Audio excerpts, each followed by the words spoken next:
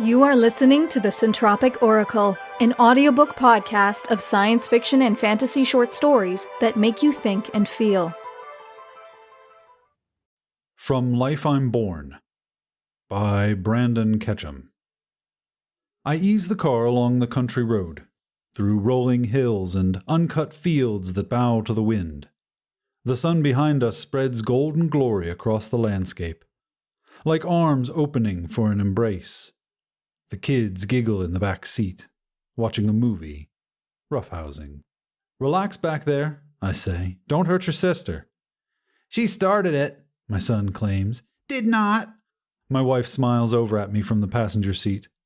We share a contented laugh and twine our fingers. Work left behind, our lives set aside. I round a curve and face a truck drifting across the double yellow despite lane correction technology. A lurching, as if a giant fist smashes the car, screech of metal, whining of gears, screams, high-pitched, panicky, pained. The deafening wreck swallows the noise of snapping limbs, flesh tearing, organs pulping. Billowing clouds of foam, white like angels' wings. Glass shatters, then darkness.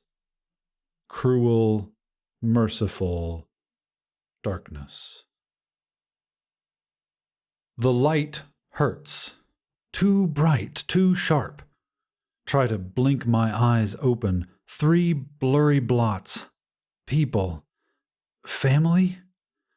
Fight to focus. A woman. Tall, fuzzy features. My wife?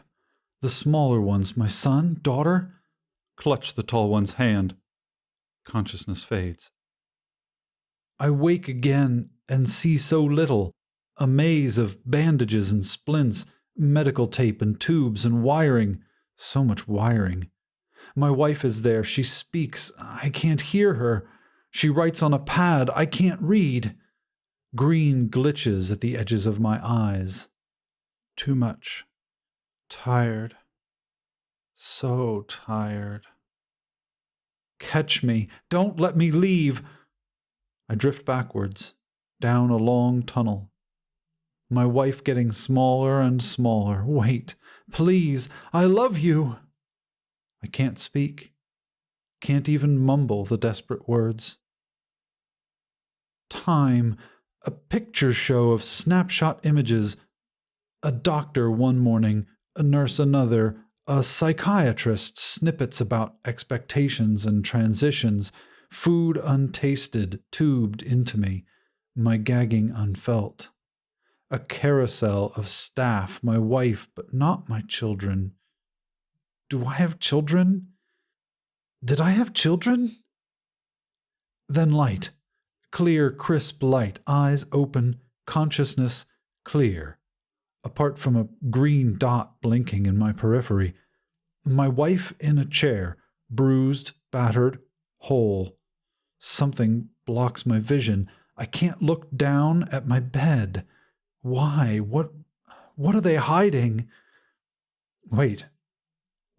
I can feel. Something encircles my head. A strap digging into my hair. My wife's breath catches in her throat as I lock eyes with her. Her breathing becomes rapid.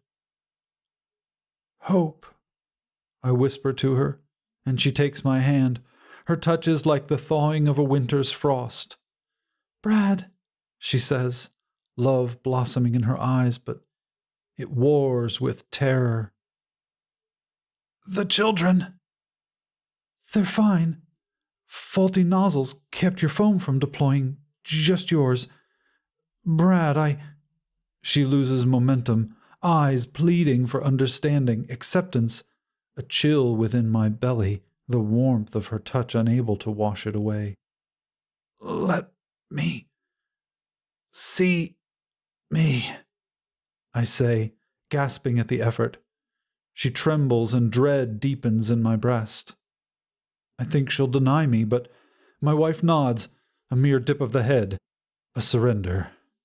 She reaches behind my head and unclasps the band, then pulls a round visor, almost a cone, off. My mind is whole now, my thoughts no longer muddled. I hold her eyes once more, allowing the moment to stretch, reveling in how perfect my senses have become, for I know this healing isn't natural. I can't hold off forever. The investigation of my newfound health. My eyes drift down to the bed, expecting to see the terrible weave of bandages and support systems entwined atop and around me. What I behold is far worse, far more monstrous. A steel skin encases my mortality, my limbs shiny and metallic. Small metal plates overlap my fingers and toes, fused with chain webbing. No, they are my fingers and toes now. The curve of armor plating is my breast. I reach with deliberate care up to my head, touching my fingers to my brow, and the flesh beneath them is warm and soft. Puzzled, I touch those same plated fingers to my metallic arm, and with sickening realization, I find it feels just as my forehead did.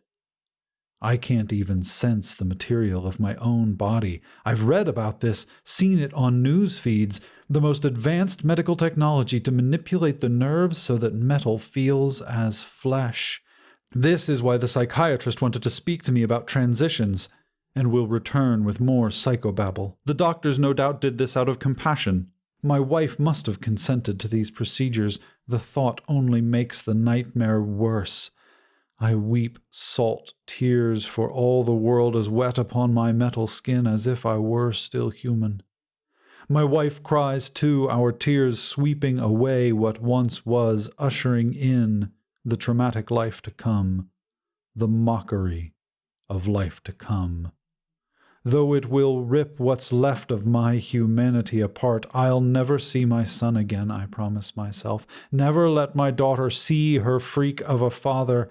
How could I inflict my monstrosity upon them? What if I accidentally hurt them? I must be as dead to my children as I am to pain now. My wife brushes at my tears. Even in grief, hope is so beautiful. I stir below the waist. The thought of tasting my wife's love in a physical sense repulses me. How is it possible? Is it blood flow or programming? How could she bear me? How could I bear it? Code scrolls green in place of the dot. Emotion.exe. Memories.exe. Love.exe. Am I dreaming this? A waking nightmare? A hallucination?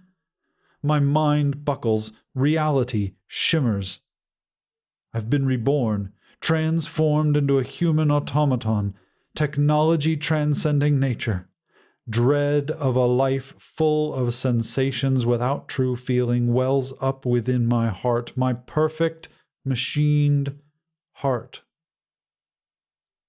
I weep for what I was, and for what I am, and weep all the harder for knowing how tightly I will cling to this abominable new life.